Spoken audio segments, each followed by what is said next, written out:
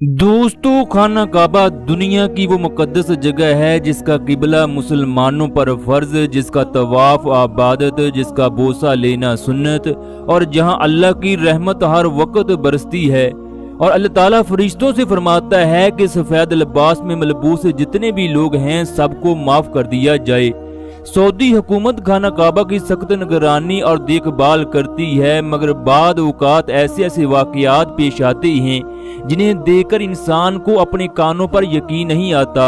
इस वीडियो में उत्तर प्रदेश के एक ऐसे ही आदमी के बारे में बताने जा रहे हैं जिसका मुसलमानों के बारे में अच्छा ख्याल न था। पूरे मोहल्ले के मुसलमान उस आदमी से तंग थे। वो जब चाहता मस्जिद को बंद कर देता। फिर वो कैसे खाना काबा पहुंचा, उसने वहां पहुंचकर काबा को देखते हुए ऐसे कौन से अल्फाज बोले कि वहीं पर कुदरत का ऐसा करिश्मा हुआ जिसने वहां पर मौजूद लोगों के रोंगटे खड़े कर दिए। ये सब कुछ आज की वीडियो में बताया जाएगा। अल्लाह ताला तमाम मेरे देखने वालों को 2027 का हज नसीब फरमाए। तमाम लोग कमेंट बॉक्स में आमीन जरूर लिखना, शुक्रिया। दोस्तों, खाना काबा दुनिया का वो पहला घर था जो इंसानों की इबादत के लिए बनाया गया। इसका जिक्र अल्लाह ने कुरान मजीद में भी किया है। बेशक सबसे पहला घर जो लोगों के लिए मुकर्रर किया गया वही है जो मक्का में है और वो बाबरकत है। खाना काबा का जिक्र कुरान मजीद में 2 मरतबा आया है। खाना काबा की फजीलत दुनिया का बच्चा बच्चा जानता है। उसे इस बात का पता है कि काबा मुसलमानों की शान है, मगर खाना काबा से हसद करने वाले लोगों की इस दुनिया में कमी नहीं। हिंदुस्तान में बेशुमार लोग मुसलमानों को इबादत से रोकते हैं। ऐसी बेशुमार मसाजिद हैं जहां उनको नमाज पढ़ने की इजाजत नहीं, जहां अजान देने के लिए स्पीकर नहीं चला सकते, मगर फिर भी वहां पर सलाम में कोई कमी नहीं आई। जिस दिल में इश्क़े मुस्तफ़ा हो, जिस रूह में हजूर की याद हो और जिसमें अल्लाह की मोहब्बत में इजाफा होता है। दोस्तों, भारत के शहर लखनऊ में एक ऐसा नौजवान था जिसकी उम्र 21 साल के करीब थी। उस नौजवान का नाम विजय था, जिससे पूरा मोहल्ला परेशान था। जब भी लोग उसका नाम सुनते तो कहते आज कोई नया मसला खड़ा करेगा।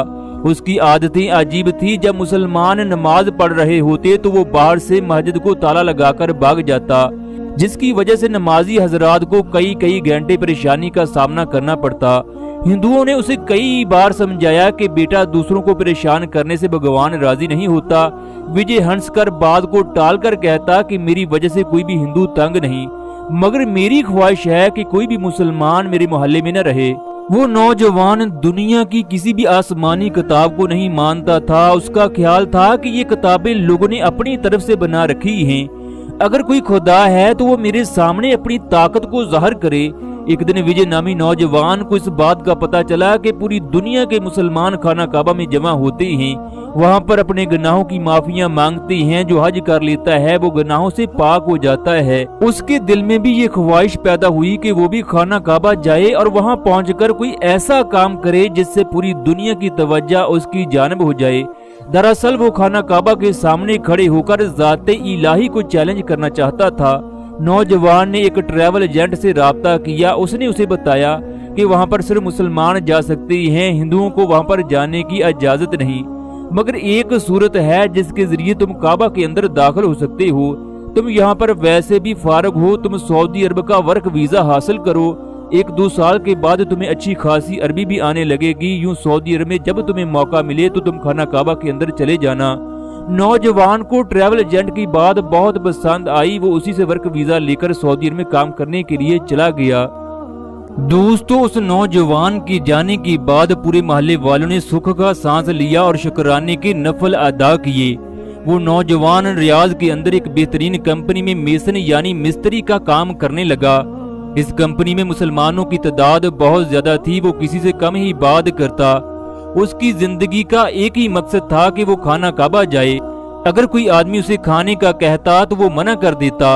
उसने देखा मुसलमान मिलकर खाना खाते हैं, नमाज पढ़ते हैं, एक दूसरे का एहतराम करते हैं। ये चीजें उसे और भी हसद में मुब्तला कर देती। इस तरह उसे कंपनी में काम करते हुए 1 साल का अरसा हो गया। एक दिन उसने एक हिंदू से कहा कि मैं मक्का में जाना चाहता हूँ। ये सुनकर उसके दोस्त के पसीने छूट गए। वो परेशान होकर कहने लगा, क्या तुम्हें पता है कि मक्का के अंदर कोई भी हिंदू नहीं जा सकता? अगर तुम पकड़े गए तो तुम्हें वापस डिपोर्ट भी किया जा सकता है। وہ نوجوان کہنے لگا مجھے اس بات کا ذرا بھی خوف نہیں، چنانچہ اگلے دن اس نے ایک دکان سے احرام لیا، سوشل میڈیا سے اسے پہننے کا طریقہ سیکھا۔ اس کے بعد ریاض سے ایک بس میں بیٹھ کر مکہ کی جانب روانہ ہو گیا۔ اسے انجام کے بارے میں ذرا بھی پرواہ نہ تھی، اسے اس بات کا پتہ تھا کہ آج کچھ بھی ہو سکتا ہے۔ بس نے اسے شاہراہ ابراہیم خلیل روڈ پر اتار دیا۔ اس نے اسی جانب چلنا شروع کر دیا جس جانب بے شمار حاجی جا رہے تھے۔ وہ حاجیوں کے پیچھے پیچھے چلنے لگا۔ وہ باب عبداللہ کے دروازے سے کعبہ کی جانب اتر گیا۔ اس نے دیکھا لوگوں کی آنکھوں سے آنسو جاری ہیں، جبکہ ہر کوئی نظریں جھکا کر ادب سے چل رہا ہے۔ جیسے ہی نوجوان کی پہلی نظر کعبہ کے غلاف پر پڑی، وہ ایسے رک گیا جیسے زمین ساکن ہو گئی ہو۔ اسے ایسا لگا جیسے اس کے قدم زمین میں جم چکی ہیں۔ چاروں طرف ہزاروں لوگ موجود تھے۔ دوستو، اس نے دیکھا کوئی آنسو بہا رہا تھا تو کوئی دعا مانگ رہا تھا تو کوئی کعبہ کو دیکھ کر سجدے کر رہا تھا۔ اس نے اپنے آنسوؤں کو ضبط کرنے کی بڑی کوشش کی، مگر وہ اس کوشش میں ناکام رہا۔ اس کے آنسو بہہ رہے تھے جبکہ وہ ٹوٹی ہوئی آواز میں بولا، یا اللہ میں تو تجھے چیلنج کرنے کے لیے آیا تھا۔ یا اللہ تیرا یہ گھر کتنا خوبصورت ہے۔ یا اللہ تو کتنا عظیم ہے۔ میں لوگوں کی باتوں میں آ کر تیرے بندوں سے حسد کرتا تھا۔ یا اللہ تیرے گھر کا نظارہ کتنا عالی شان ہے۔ تیرے گھر کی نظر نے مجھے ہرا دیا۔ یا اللہ میں سمجھتا رہا کہ میں بہت بڑا ہوں، مگر تیرے سامنے آ کر پتا چلا کہ میں کچھ بھی نہیں ہوں۔ اے رب کریم، میں بہت مغرور تھا۔ تیرے گھر کے سامنے آ کر میرا دل لرز گیا۔ میں نے زندگی میں بہت سی غلطیاں کی، بہت لوگوں کو تکالیف دیں۔ آج میں تیرے گھر کے سامنے اپنے جرائم کا اعتراف کرتا ہوں۔ مجھے اس بات کا پتہ چل چکا ہے کہ تیرا قرآن سچا ہے، تیرے نبی کا فرمان سچا ہے۔ دوستو، اس کے بعد وجے کعبہ کے سامنے بیٹھ کر روتا رہا، اللہ سے باتیں کرتا رہا، کعبہ کو دیکھ کر اپنی آنکھوں کی پیاس بجھاتا رہا۔ اس نے آخری بار یہ کہا، یا اللہ میں تیرے بارے میں کچھ نہیں جانتا، نہ ہی مجھے قرآن اور نماز کا پتہ ہے اور نہ ہی دین کے بارے میں علم ہے۔ اس کے بعد وجے کعبہ سے واپس ریاض آ گیا۔ کچھ ہی دنوں کے بعد اس نے ریاض کی ایک مسجد میں کلمہ پڑھا اور مسلمان ہو گیا۔ کمپنی میں موجود تمام لوگ اس کا احترام کرتے۔ اس کے بعد اس نے دین کی تعلیمات حاصل کرنا شروع کر دی، 5 وقت کی نماز ادا کرنے لگا۔ دوستو، 3 سال کے بعد جب وہ دوبارہ بھارت گیا تو لوگ اس کا چہرہ دیکھ کر حیران تھے، کیونکہ اس کے چہرے پر داڑھی تھی اور وہ مسلمان ہو چکا تھا۔ جس مسجد کو وہ تالا لگاتا تھا، نماز کے بعد اس نے کھڑے ہو کر تمام نمازی حضرات سے کہا، اگر میں نے آپ لوگوں کا دل دکھایا ہو تو خدا کے لیے مجھے معاف کر دینا۔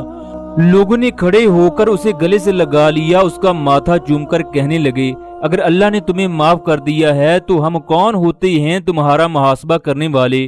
یہ اللہ کے فیصلے ہیں، وہ جسے چاہتا ہے ہدایت دیتا ہے۔ اللہ نے تمہیں دین کے لیے چن لیا ہے۔ یوں وجے ایک مسلمان بن کر عظیم انسان بنا۔ اللہ تعالیٰ سے دعا ہے کہ اللہ تعالیٰ ہم سب کو ایک عظیم انسان بنائے۔